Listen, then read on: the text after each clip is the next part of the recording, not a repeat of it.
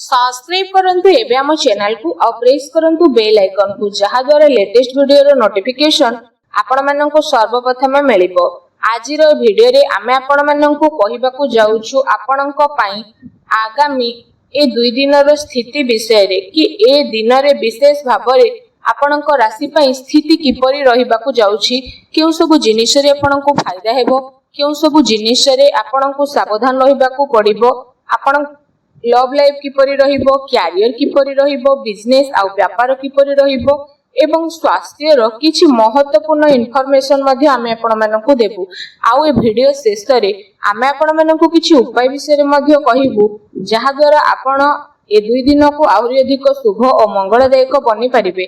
आगो को वीडियो आरंभ करबा पूर्वरु हमर आपनको रिक्वेस्ट कि जदि आपण हमर ए चैनल ले नुआ आछंती तो चैनल को सब्सक्राइब करंतु, सांगरे नोटिफिकेशन बेल को मध्ये ऑन करंतु जहा द्वारा समय समय रे सह नुआ नुआ वीडियो रो नोटिफिकेशन आपणक पाखरे पहुंचीबो।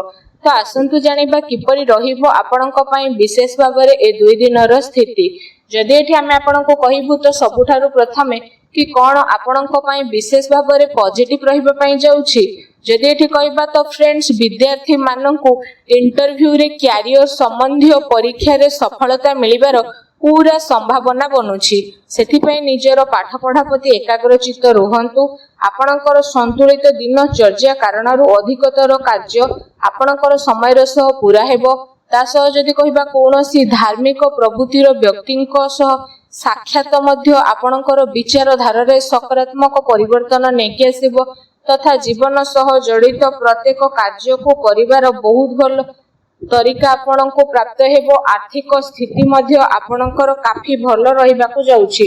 संपर्कियंक सह मनोरंजन संबंधी प्रोग्राम बनिबो आ संबंध रे घनिष्ठता मध्य देखिबाकू मिलिबो। पूर्व समय जेउ सबु कार्य प्रति आपण परिश्रम करूथिले एबे से सबुर शुभ परिमाण आशा ठारू अधिक आपणको प्राप्त हेबो। धार्मिक कार्य प्रति विशेष भाबरे आपणकर रुचि बढ़िबो।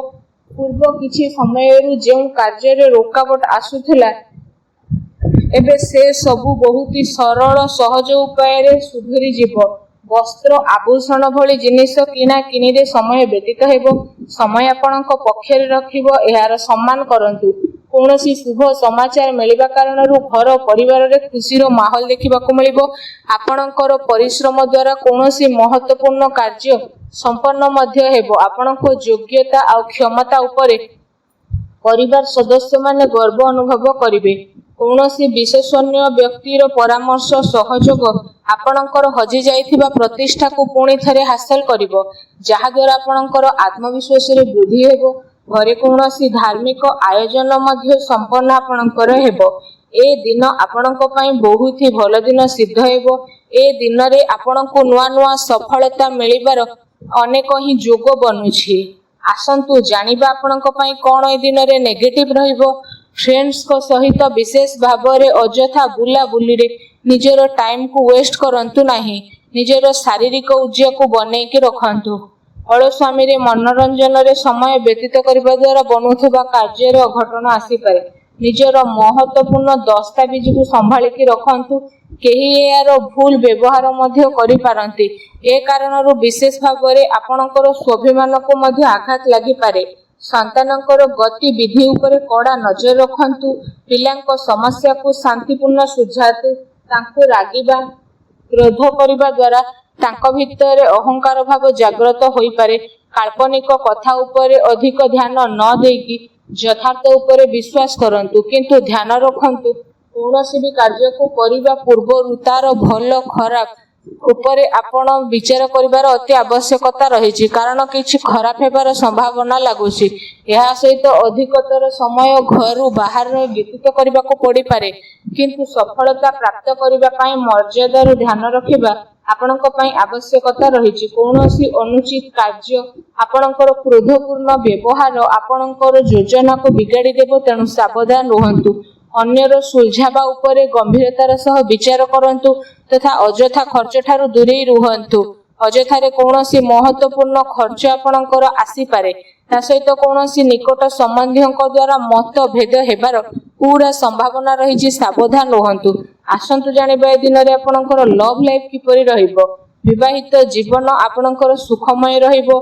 ପ୍ରେମ ସମ୍ବନ୍ଧରେ କାଫି ମଜବୁତତା ଆସିବ। ପ୍ରେମ ସମ୍ବନ୍ଧ ପାଇଁ ଏ ଦିନ ବହୁତ ହି ଆପଣଙ୍କ ପାଇଁ ଅନୁକୂଳ ରହିବ।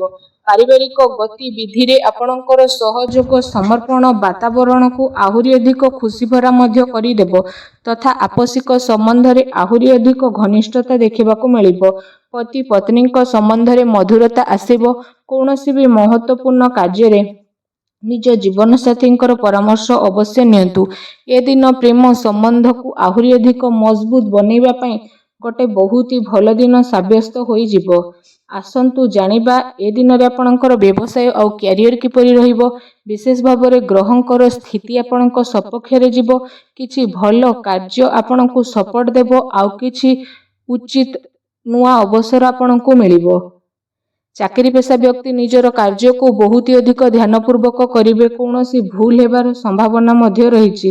ଦୈନିକ ଆୟରେ ଯେହେତୁ ବୃଦ୍ଧି ହେବ ତ ଆପଣ ନୂଆ ନୂଆ କାର୍ଯ୍ୟକୁ ମଧ୍ୟ ଆପଣେଇବେ ଆଉ ଧ୍ୟାନ କେନ୍ଦ୍ରିତ ମଧ୍ୟ କରିବେ।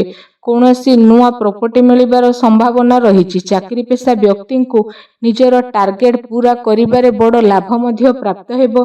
କୌଣସି ନୂଆ ପଦପ୍ରାପ୍ତିର ଯୋଗ ମଧ୍ୟ ବନୁଛି। କୌଣସି ବି ଡିଲ୍ ଫାଇନାଲ କରିବା ସମୟରେ ଭାବି ଚିନ୍ତିକି କାମ କରନ୍ତୁ। ଲାଭର ମାର୍ଗ ପ୍ରସ୍ତୁତ ହେବାର ବିଶେଷ ଭାବରେ ଯୋଗ ବନୁଛି। ଅର୍ଥାତ୍ ସମୟର ଭରପୁର ସଦ୍ ଉପଯୋଗ ଆପଣ କରନ୍ତୁ। ସବୁ ପ୍ରକାରର ଗତିବିଧି ସୁଚାରୁ ରୂପେ ରହିବ ଏବଂ ଚାକିରି ପେଶା ବ୍ୟକ୍ତିମାନଙ୍କୁ ନିଜର କାର୍ଯ୍ୟ ଉପରେ ଟିକେ ସାବଧାନ ରହିବାର ଅତି ଆବଶ୍ୟକତା ରହିଛି। ଅନ୍ୟଥା ଅଧିକାରୀ ବର୍ଗଙ୍କର କ୍ରୋଧର ଶିକାର ହେବା ପାଇଁ ଆପଣଙ୍କୁ ପଡ଼ିପାରେ। ବ୍ୟବସାୟିକ ବିଚାର ସମ୍ବନ୍ଧୀୟ ବାତାବରଣ କୌଣସି ବି କାର୍ଯ୍ୟକୁ ଆପଣ ସ୍ଥଗିତ କରିକି ରଖନ୍ତୁ। ଆର୍ଥିକ ସାଧନରେ ଆପଣଙ୍କର ବୃଦ୍ଧି ହେବ ଏବଂ କୌଣସି ପ୍ରକାରର ଅନୁଚିତ କାର୍ଯ୍ୟକୁ କରିବାରୁ ଆପଣଙ୍କୁ ଦୂରେଇ ରହିବାକୁ ପଡ଼ିବ। ପ୍ରପର୍ଟି ସମ୍ବନ୍ଧିତ କାର୍ଯ୍ୟରେ ପେପର ୱାର୍କରେ ମଧ୍ୟ ଆପଣ ଅଧିକ ଧ୍ୟାନ ଦେବେ। ଟିକେ ଅସାବଧାନତା ଆପଣଙ୍କୁ କୌଣସି ବଡ଼ ମୁସ୍କିଲରେ ମଧ୍ୟ ପକାଇ ପାରିବ। ଚାକିରି ପେଶା ବ୍ୟକ୍ତିଙ୍କ ଉଚ୍ଚ ଅଧିକାରୀ ବର୍ଗ ମଧ୍ୟ ପ୍ରସନ୍ନ ରହିବେ। ପ୍ରମୋସନ ମିଳିବାର ମଧ୍ୟ ବିଶେଷ ରୂପରେ ଯୋଗ ବନୁଛି। ଆସନ୍ତୁ ଜାଣିବା ଆପଣଙ୍କର ସ୍ୱାସ୍ଥ୍ୟ କିପରି ରହିବ। ତ ସ୍ୱାସ୍ଥ୍ୟ ବିଷୟରେ ଯଦି କହିବା, ବାହନ ଆଦି ବିଷୟରେ ଆପଣଙ୍କୁ ଆଘାତ ଲାଗିବାର ବିଶେଷ ରୂପରେ ସମ୍ଭାବନା ରହିଛି। ତେଣୁ ଆପଣ ଅତ୍ୟଧିକ ସାବଧାନ ହୋଇକି ରୁହନ୍ତୁ। ତା ସହିତ ଆପଣଙ୍କ ସ୍ୱାସ୍ଥ୍ୟ ବହୁତ ହି ଭଲ ରହିବ। ଏହା ସହିତ ନିଜ ସ୍ୱାସ୍ଥ୍ୟକୁ ଆହୁରି ଅଧିକ ଭଲ ରଖିବା ପାଇଁ ଆପଣ ଡେଲି ଯୋଗ କରନ୍ତୁ, ବ୍ୟାୟାମ କରନ୍ତୁ। ଏବେ ଆସନ୍ତୁ ଜାଣିବା ଆପଣଙ୍କ ପାଇଁ କ'ଣ ବିଶେଷ ଉପାୟ ରହିଛି। ଆପଣ ବିଶେଷ ଭାବରେ ସ୍ନାନ ଆଦି କରିସାରିବା ପରେ ଭଗବାନ ବଜରଙ୍ଗବାଲୀଙ୍କ ମନ୍ଦିରକୁ ଯାଆନ୍ତୁ। ଆଉ ଭଗବାନ ବଜରଙ୍ଗବାଲୀଙ୍କୁ ଆପଣ ଗୁଡ଼ ଆଉ ଚଣା ପ୍ରସାଦ ରୂପେ ଅବଶ୍ୟ ଅର୍ପଣ କରନ୍ତୁ। ଏହା ସହିତ ସେଠି ବସି ହନୁମାନ ଚାଳିଶାର ମଧ୍ୟ ପାଠ କରନ୍ତୁ। ସ୍ଥିତି ଆପଣଙ୍କ ପାଇଁ ବହୁତ ଭଲ ରହିବ। ଭିଡ଼ିଓ କେମିତି ଲାଗିଲା କମେଣ୍ଟ କରିକି ଜଣାନ୍ତୁ। ଚ୍ୟାନେଲରେ ନୂଆ ଆସିଲେ ଚ୍ୟାନେଲକୁ ସବସ୍କ୍ରାଇବ କରନ୍ତୁ। ଧନ୍ୟବାଦ।